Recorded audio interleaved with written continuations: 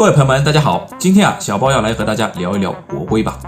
国龟顾名思义就是我国本土龟种，国产货。虽然龟圈市场也和其他贸易领域一样，充斥着大量的洋货，这些进口龟类早已占据了龟圈市场的各个领域。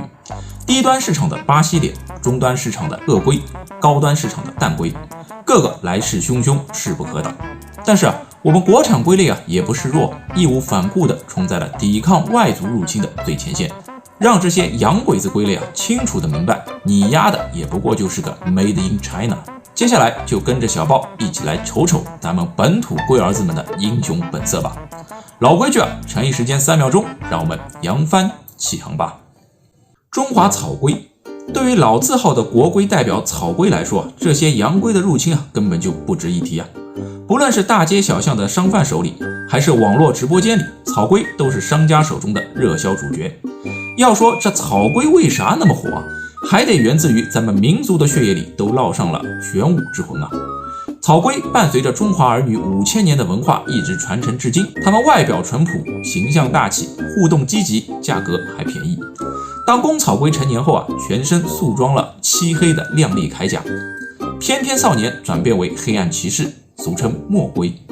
古有墨龟镇宅、吉祥如意等寓意，颇受民间养龟人士喜爱。而墨龟不正是映衬出中华民族勤恳朴实、悄然崛起的智慧吗？可以说只要是养龟的，就没人不知道中华草龟的。那么有爱的龟类，大家还不赶快行动起来吗？赶紧在公屏上打出中华草龟永远的神。中华花龟和草龟一样，被誉为家喻户晓的国龟。这些年来花龟的热度有所降低，很难在直播间里看到它们的身影。不过同样被称为花鸟市场3巨头之一的它们，依然在民间拥有很高的普及度。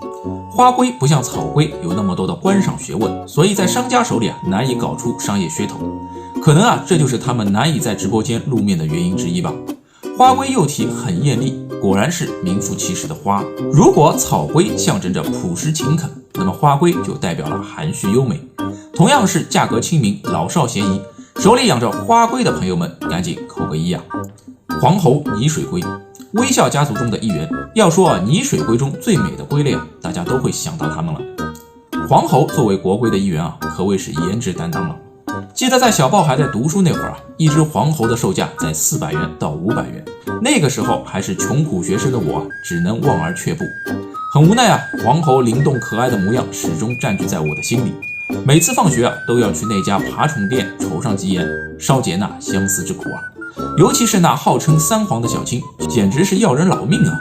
现如今随着龟圈市场的发展，黄喉也算是价格亲民的龟类了，基本上几十块就可以买到品相还不错的小青。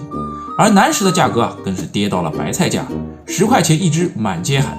不过小豹依然觉得一个美丽的生灵是无法用金钱来衡量的。虽然它们的身价已经跌落神坛，但是它们的市场地位悍然不动。正因为它们的入门门槛降低了，才让这些美丽的龟类走进了千家万户的家庭中，让更多的人欣赏到它们的魅力。喜欢黄喉的朋友们，你们说是不是黄缘碧壳龟，一般聊到黄缘龟的都是老鸟级玩家了。什么？你说你养的第一只龟就是黄缘？呵呵，我还真不信。且不说黄缘龟的售价不低，人家那宝玉级别也吓退了不少英雄好汉。有道是养龟不是黄缘龟，自称爱龟也枉然。别的不说什么了，小豹就问你们，哪种龟能够在民间保有量大到满街跑，政策死卡住不让卖，新闻媒体到处缉拿通缉，还能价格坚挺到大几百甚至大几千的？哪种龟能做到有吗？只有黄缘了。这个就充分说明人家凭借实力打破常规。黄缘龟就像一道菜，这道菜一定要最后品尝，不然其他菜色都将淡然无味。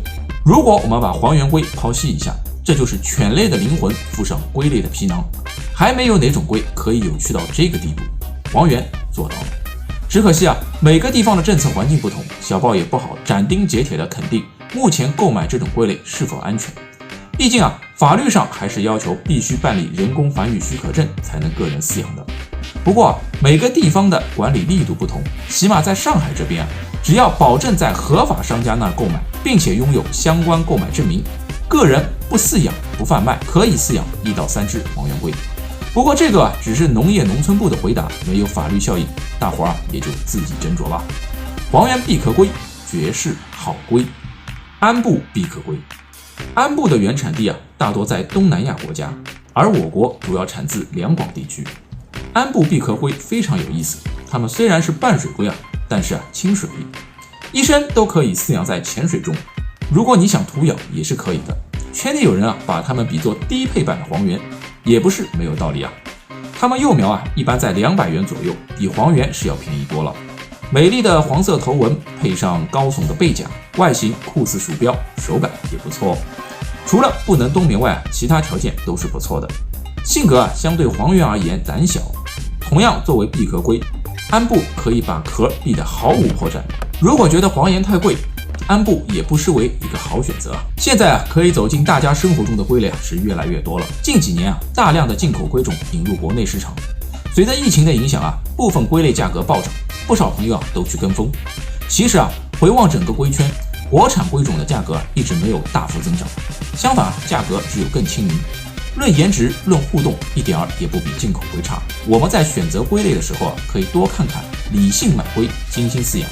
相信每一只爱龟都会成为你生活中的乐趣。我是小豹，我们下期再见啦。